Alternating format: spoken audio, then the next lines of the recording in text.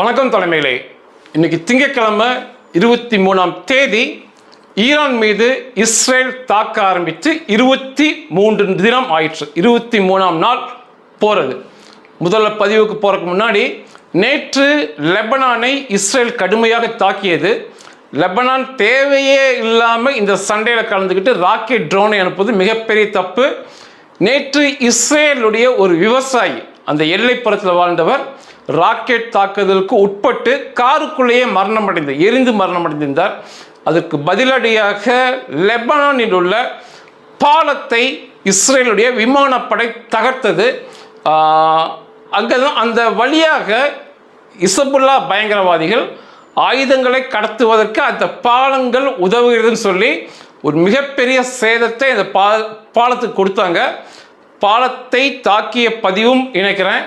அதுக்கப்புறம் அந்த பாலம் எப்படி இருக்குது, அந்த விமான தாக்குதலுக்கு அப்புறங்கிற பதிவும் ஒன்று இருக்குது, அதையும் இணைக்கிறேன், பாருங்கள்.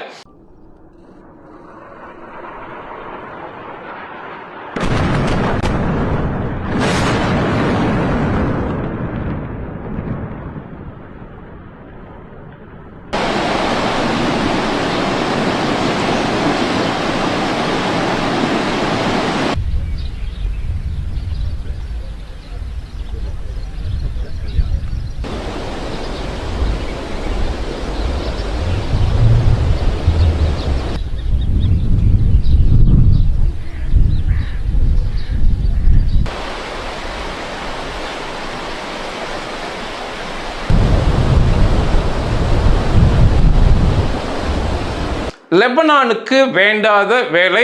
இஸ்ரேலுடைய துருப்புகள் தினம் தினம் தினம் இந்த லெபனான் எல்லை அருகே குவிக்கப்பட்டு வராங்க. தரை வலை சண்டைக்கு ஆயத்தமாக 1 லட்சத்துக்கு மேலாக இஸ்ரேல் இராணுவ துருப்புகள் குவிக்கப்பட்டிருக்காங்க. 12 லட்சம் லெபனான் மக்களை அவர்கள் வீடுகளிலிருந்து காலி செய்து அனுப்பியிருக்கிறாங்க தாக்குதல் நடத்துவதற்கு. இந்த பாலத்தை தகர்த்தது போல அங்குள்ள வீடுகளை தகர்க்க உத்தரவிட்டிருக்காங்க. அதையுமே அடுத்து செய்ய போகிறாங்க. லெபனான் மிகப்பெரிய பேரழிவை நோக்கி போது தேவையே இல்லாமல் இந்த சண்டையில் கலந்துக்கிட்டு அந்த தேசம் மிக பின்னாலை நோக்கி போக போகிறாங்க. அதே போல் ஈரான் மீது அமெரிக்காவுடைய B-52 பாம்பர் பெரிய குண்டுகளை போடக்கூடியது அந்த IRGC இராணுவத்துக்கு சொந்தமான ஒரு ஆயுத கிடங்கை அளித்த வீடியோ இருக்கு, அதை பாருங்க.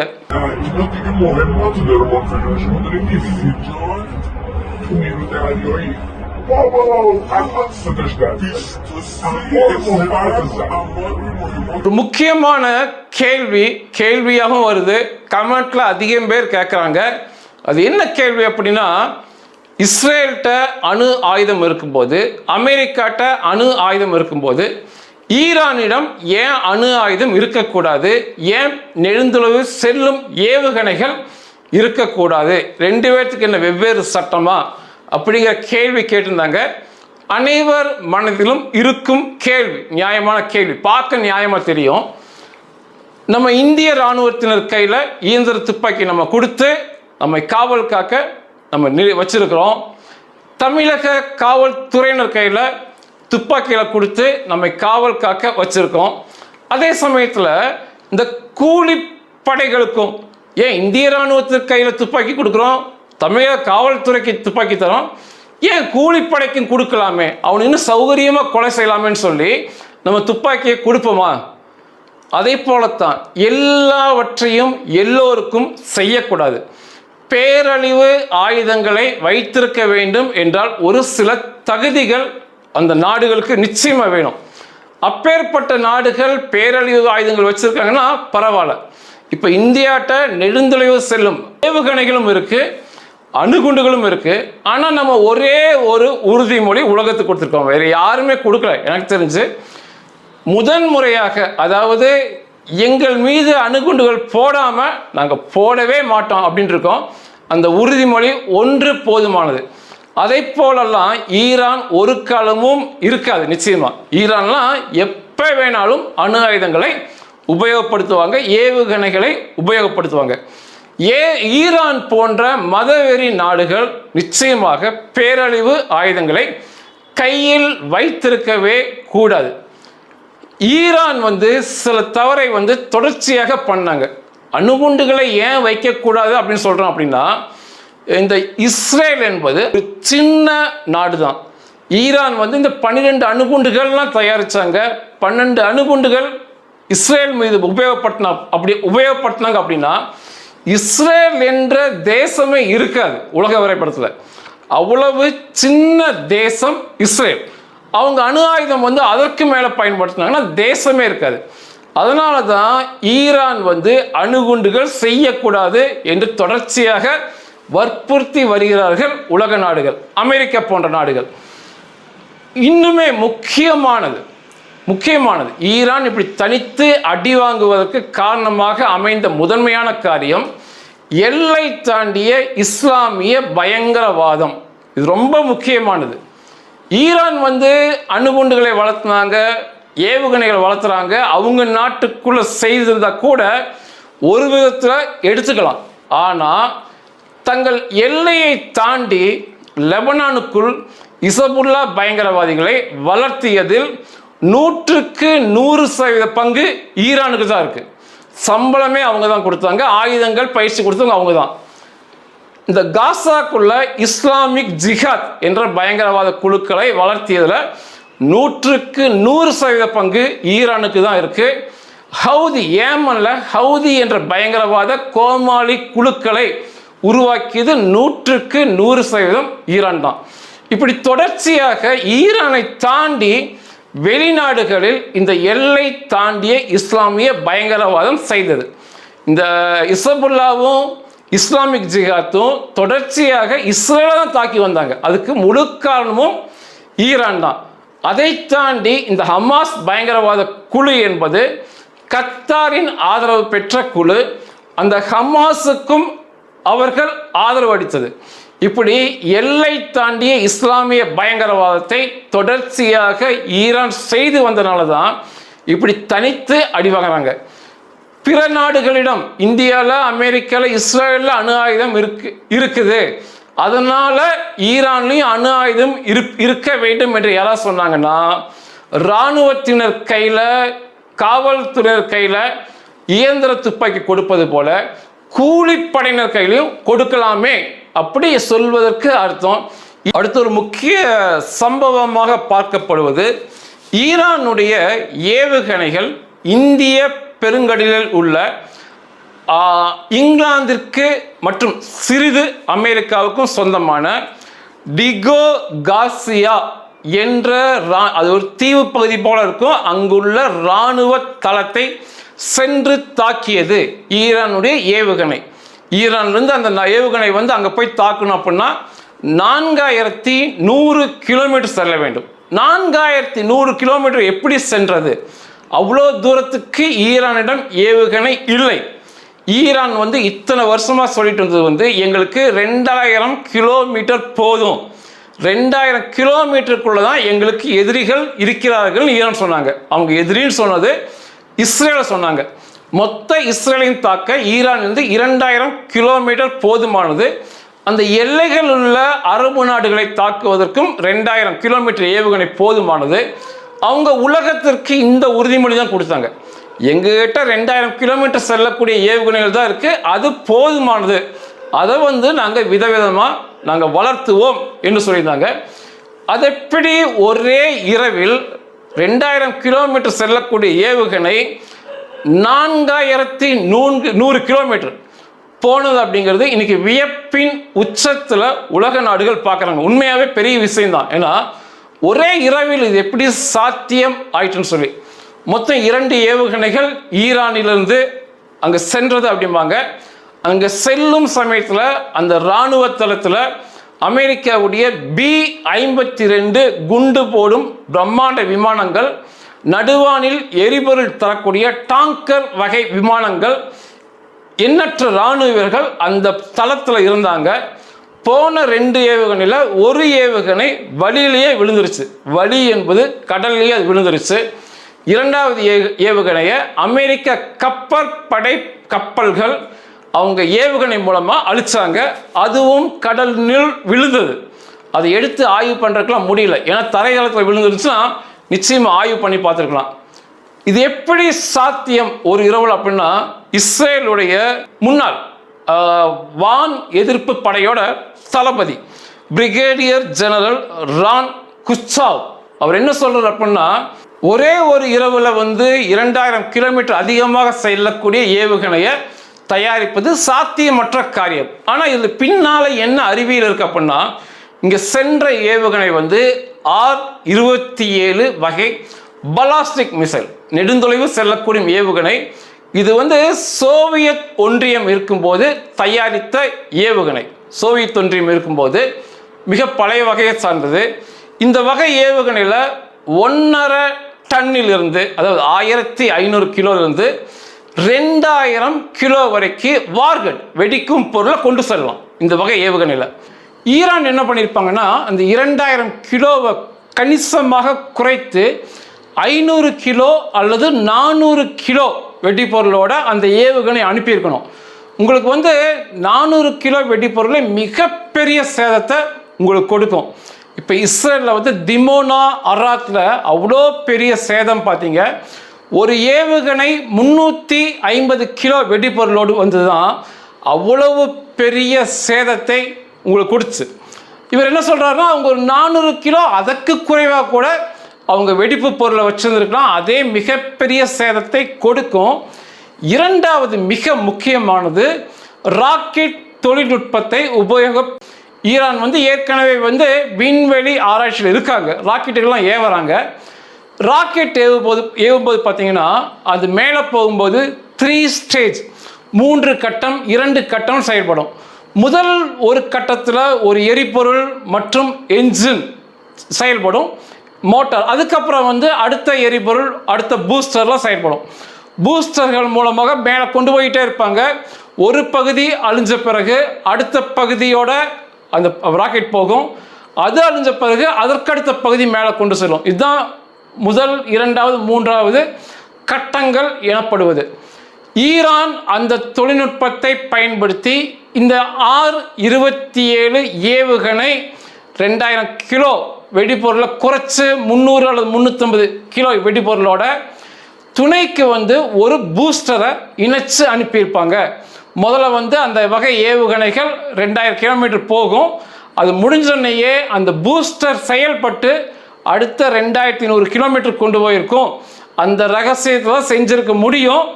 என்றாலுமே இது ஒரு வியக்கத்தக கண்டுபிடிப்புன்னு சொல்கிறார் அவர்.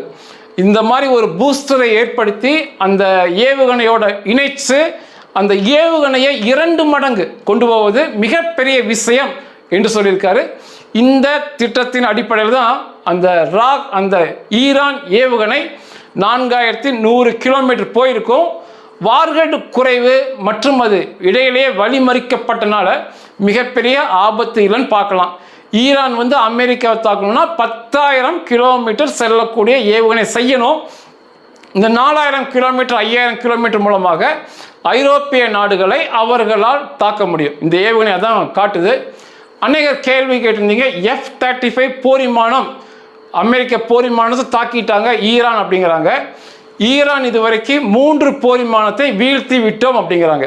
அமெரிக்காவுடைய F-35 ஒன்று, F-15 போர் விமானத்தை இன்னொன்று. இது அமெரிக்க போர் விமானத்தை வீழ்த்திட்டோம். இஸ்ரேல் போர் விமானம் F-15 அதையும் நாங்கள் வீழ்த்திட்டோம் ஒன்றை. அதெல்லாம் ஈரானுடைய வான்பரப்பில் வீழ்த்திருக்கோன்னு இருக்காங்க. ஆனால் இது குறைக்கும் நாய் போல் ஒரு குறைப்பாக தான் பார்க்க முடியுது. ஏன்னா அந்த விமானத்தின் உதிரி பாகங்களை அவங்க காட்டலை, அந்த விமானிகளை அவங்க எதையுமே காட்டலை, புகைப்படம் வீடியோவை. சும்மா அவங்க பாட்டுக்கு அவங்க ஒரு மனநலம் குன்றிய நபர்களோட போல செயல்பட்டுருக்காங்க. அப்படி தான் இந்த புகாரை பார்க்க வேண்டியதாக இருக்குது. ட்ரம்ப் இந்த ஹொர்மோஸ் ஜலசந்தியை 48 மணி நேரத்தில் முற்றாக திறக்காவிட்டால் நான் ஈரானியை இருளாக்கி விடுவேன், முற்றாக அழித்து அந்த மின்சார கட்டுமானத்தை அடித்து இருளாக்கி விடுவேன். அதனால் 48 மணி நேரத்தில் நீங்கள் அதை திறக்க வேண்டும் என்று சொல்லி ஒரு அதிரடி அறிவிப்பு வெளியிட்டிருந்தார். இன்னும் 12 மணி நேரம் தான் அதுக்கு நேரம் இருக்குது. 36 மணி நேரம் முடிச்சு. ஆனால் ட்ரம்ப்பே அதிலிருந்து பின்வாங்கியிருக்காரு. அவர் என்ன சொல்லியிருக்காருன்னா, பேச்சுவார்த்தை நல்லபடியாக போய்கொண்டிருக்கு ஈரானோட. அவங்க ஒரு பச்சை விளக்கு காட்டியிருக்காங்க அந்த ஹொர்மோஸ் ஜலசந்தி பகுதியில் கப்பல்கள் போவதற்கு. அதனால் அந்த தாக்குதலை 5 நாளைக்கு நிறுத்தி வைக்க சொல்லி அமெரிக்க படைக்கு உத்தரவு கொடுத்துருக்காரு. 5 நாட்களுக்கு அந்த ஈரானுடைய மின்சார கட்டுமானத்தை மட்டும் அடிக்கக்கூட வேண்டாம் என்று உத்தரவு கொடுத்துருக்காரு. இது ஈரான் ஒத்துக்கல. ஈரான் நாங்கள் எந்த பேச்சுவார்த்தையும் நடத்தலை. ட்ரம்ப் ட்ரம்ப்பை அப்படியே மரியாதை குறைவாக தான் பேசுகிறாங்க. அவன் பயந்துட்டு போயிட்டான், நாங்கள் அடித்து அடியை பார்த்துன்னு சொல்கிறாங்க. ஆனால் இன்னும் 5 நாளைக்கு அந்த தாக்குதல் மின்சார கட்டுமானத்து மேலே தாக்குதல் இருக்காது. அவ்வளோ எளிதாக அந்த ஈரான் முழுவதும் மின் கட்டுமானத்தை அடிக்க முடியாது. ஈரான் என்பது இஸ்ரேலை விட 80 மடங்கு பெரிய நாடு. 16,80,000 சதுர கிலோமீட்டர் உள்ள நாடு. இந்தியாவை போல சரி பாதி நிலப்பரப்புள்ள நாடு ஈரான். பிரம்மாண்டமான நாடு. அதில் இருக்க அத்தனை கட்டுமானங்கள் மின்சார கட்டுமானத்தை அடித்து உடைப்பதற்கு ரொம்ப நாளாகும். ஆனால் ட்ரம்ப் அறிவிச்சிருந்தார், அதிலிருந்து அவரை பின்வாங்கி இருக்கிறாரு. ஆனால் இப்போ ஐரோப்பிய நாடுகள் இங்கிலாந்து, ஆஸ்திரேலியா, ஜப்பான் உட்பட நாடுகள் ஈரானோடு ஒரு பேச்சுவார்த்தை மூலமாக தான், அடிக்கிறதெல்லாம் இல்லை, ஒரு பேச்சுவார்த்தை மூலமாக அந்த ஹொர்மோஸ் ஜலசந்தியை முற்றாக திறந்து அந்த வணிக கப்பல் அந்த வழியாக வரட்டுங்கிறாங்க. கச்சா எண்ணெய் 20% மற்றும் இயற்கை எரிவாயுலாம் அந்த வழியாக தான் வரணும். அதை அடித்தாங்க அப்படின்னா மிகப்பெரிய பாதிப்பாகும். கச்சா எண்ணெய், இயற்கை எரிவாயு, அதுக்கு இப்போ ஐரோப்பிய நாடுகளும் ஜப்பான், ஆஸ்திரேலியா, இங்கிலாந்து போன்ற நாடுகளும் பேசிக்கிட்டு இருக்காங்க. அதனாலையுமே ட்ரம்ப் அடிக்கும் முயற்சி பின்வாங்கியிருக்கலாம். ஏன்னா அவங்க பேசுகிறது வெற்றி பெற்றால் அடிக்க அவசியம் இல்லை, நம்ம பின்வாங்கியிருக்கலாம். என்றாலுமே இன்னைக்கு என்ன சொல்கிறாங்கன்னா, ஒரு கப்பல் அந்த ஹொர்மோஸ் ஜலசந்தியை கடக்கணும்னா $2 மில்லியன் தொகையை ஈரானுக்கு கூடுதலாக வழங்கி, அந்த கப்பல் வாடகைலாம் தனி, அந்த கச்சா எண்ணெய் காசு தனி, கூடுதலாக $2 மில்லியன் கொடுத்துட்டு தான் கடக்கணும் அப்படிங்கிறாங்க. $2 மில்லியன் 20 கோடி ரூபாய் இந்திய மதிப்பில் வரும். கப்பலுக்கு மட்டும் விதி விலக்கு கொடுத்துருக்காங்க ஈரான். ஏன்னா முன்பிருந்தே 90% அவருடைய எண்ணெயை சீனா தான் வாங்கியிருக்கு, ஈரான் எண்ணெயை. அதனால் அவங்களுக்கு விதிவிலக்கு கொடுத்து பிற நாடுகள் 20 கோடி ரூபாய் அளவுள்ள இந்திய பணத்தை கூடுதல் கட்டணமாக செலுத்தினால் அந்த கப்பல் கச்சா எண்ணெயோடு இயற்கை எரிவாயோடு கடந்து வந்துடலாம். இப்பொழுது அப்படி தான் அனைத்து நாடுகளும் தங்கள் கப்பல்களை கொண்டு வந்துட்டு இருக்காங்கன்னு சொல்லி ஒரு தகவல் வெளிவந்திருக்கு. மத்திய அரசுக்கு நிச்சயமான பாராட்டுக்கள். இந்த ஹமாஸ் பயங்கரவாத குழு, பேடி பயங்கரவாதிகள் திட்டமிட்டு தயாரித்த ஒரு திரைப்படமான த வாய்ஸ் ஆஃப் ஹிந்த் ரிஜாப் என்ற திரைப்படம் இந்தியாவிற்குள் திரையிடாமல் தடுக்கப்பட்டது. நிச்சயமான பாராட்டுகள். இது ஆஸ்கர் விருதுக்கு பட்டியலில் உள்ள படம். ஆஸ்கர் விருதுக்கு துனிசியா நாட்டினர் தயாரித்த படம். துனிசியா ஒரு இஸ்லாமிய நாடு, அவங்க தயாரித்த படம். இந்த ஹிந்த் ரிஜாப் அப்படிங்கிறது அநேகருக்கு தெரியாது. நிச்சயமாக இந்த படத்தை பார்த்தா இஸ்ரேல் மீது மிகப்பெரிய கோபம் எல்லாருக்குமே உருவாகும். இந்த ஹிந்த் ரிஜாப்ங்கிற புள்ள 5 வயது சிறுமி இந்த காசாவோடு சண்டை நடக்கும்போது, இஸ்ரேல் தாக்குதல் நடத்தும் போது தன் குடும்பத்தினரோடு, மிகப்பெரிய எண்ணிக்கையில் குடும்பத்தினரோடு காரில் தப்பிச்சு போகிறாங்க. அந்த கார் இஸ்ரேலுடைய பீரங்கி தாக்குதலை மாட்டி அங்கே அடிபட்டு நின்றோம். அதுக்கப்புறம் கார் நகராது. உள்ளே இருந்தவங்க காயம் பட்டிருப்பாங்க. இந்த ஹிந்த் ரிஜாப் என்ற சிறுமி, 5 வயது சிறுமியும் இன்னும் ஒரு 10 வயது சிறுமியும் செல்போன் எடுத்து இந்த காசாவில் உள்ள ஆம்புலன்ஸ் சேவை, ரெட் கிரசன்ட் அப்படிம்பாங்க, அவங்கள கூப்பிட்டு பேசுவாங்க, அழுதுகிட்டே எங்களை காப்பாத்துங்கன்னு சொல்லி. இவனுங்க எல்லாமே ரெக்கார்டிங் பண்ணுவானுங்க ஹமாஸ் பயங்கரவாதிகள். அவனுங்க நடத்துகிற சண்டையை மட்டும் சொல்ல மாட்டாங்க. இவ்வளவு பிரச்சனைக்கும் காரணம் அக்டோபர் 7 தாக்குதல் தான். அதெல்லாம் விட்டுக்கிட்டு இந்த புள்ள அழுதுகிட்டே பேசுறத அந்த பகுதியிலிருந்து பதிவு பண்ணுவாங்க. அந்த பக்கம் ஹமாஸ் பயங்கரவாதிகளோட ஆம்புலன்ஸ் தரப்பில் பதிவு பண்ணிக்கிட்டு அவங்க பேசிக்கிட்டே வருவாங்க. அந்த பேசும்போதே இயந்திர துப்பாக்கிகள் சுடுவது, அந்த குழந்தை ரொம்ப கதறி அழுவது, பக்கத்திலேயே பீரங்கி குண்டுகள் விழுவது, அதற்கு கதறி அழுவது, அந்த குடும்பம் ரொம்ப கதறுவது, எல்லாமே பதிவாயிட்டு இருக்கும். ஒவ்வொருத்தராக குடும்பத்தை செத்துக்கிட்டே இருப்பாங்க அந்த ஆம்புலன்ஸ் வரக்குள்ள. அந்த 10 வயது சிறுமியை செத்துருவா. கடைசியாக அந்த 5 வயது சிறுமி அத்தனை பிணங்களுக்கு மத்தியில் உட்காந்து அழுதுகிட்டு பேசிக்கிட்டே இருப்பா.